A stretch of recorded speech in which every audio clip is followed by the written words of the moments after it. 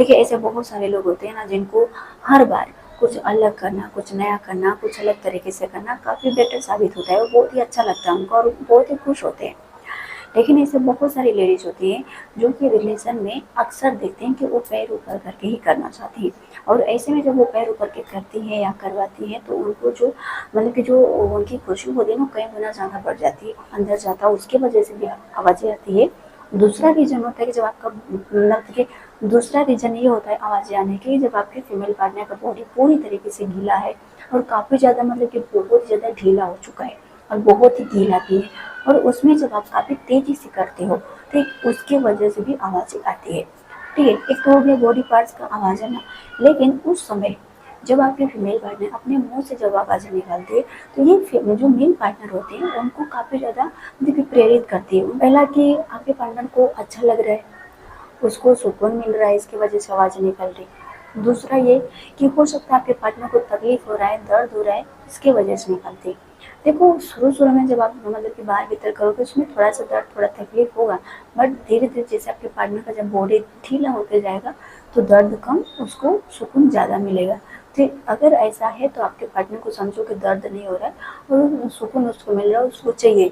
ठीक है, लेकिन अगर आपके पार्टनर का बॉडी पार्ट्स अगर ढीला कम है और बहुत ही तेज़ी से आप कर रहे हो, अगर उस समय आपके पार्टनर अगर आवाज़ें निकाल रही तो मतलब समझ लो कि आपके पार्टनर को दर्द हो रहा है, तकलीफ हो रहा है, इसलिए वो आवाज़ें निकाल रही।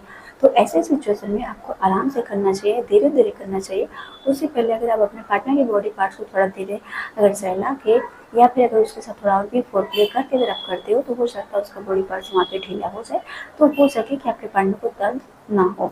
ठीक है, अगला रीज़न ये होता है कि उसके मुँह से जब आवाज़ें निकलता है तो वो आपको तैयार करने के लिए निकलते हैं, यानी कि आपको अच्छा लगे, आप तैयार हो ताकि उसके साथ आप और भी देर तक कर सको। ठीक है, तो कई सारे रीज़न हो सकते हैं इसके, कई सारे लॉजिक भी होते हैं। तो इसका मतलब आप हमेशा ये ना निकालो कि आपके पार्टनर बहुत ही अच्छे से उस लेवल तक पहुँच रही है, खुश हो रही है, इसलिए आवाज़ें निकाल रही है। अगर आपको काफ़ी ज़्यादा डाउट होता है तो एक बार अपने पार्टनर से कंफर्म पूछ सकते हैं कि हाँ आप ऐसा क्यों कर रही हो, कोई दिक्कत है, कोई प्रॉब्लम है, आपको अच्छे लग रहे हैं, आपको सुकून मिल रहा है, तो उस हिसाब से आप अपने अपने स्पीड को बढ़ा सकते हो या अपने स्पीड को कम कर सकते हो।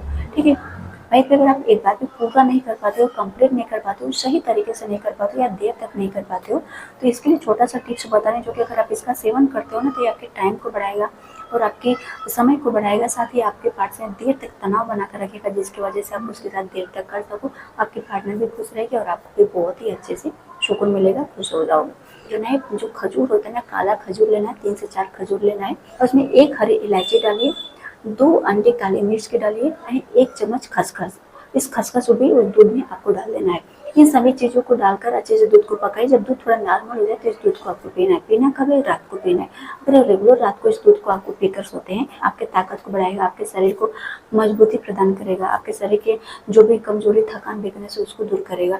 ये आपके शरीर को पूरा तैयार करेगा, जो आप एक बार भी पूरा नहीं कर पाते हो। जब आपका शरीर पूरा एकदम ताकत आपके अंदर भर जाएगी, जब पूरा स्ट्रॉन्ग आपका शरीर हो जाएगा तो आप एक बार की बजाय 2 बार भी, 3 बार भी एक रात में कर सकते हो। बट उसके लिए आपका शरीर तैयार होना बहुत ही ज़्यादा ज़रूरी तरीका है।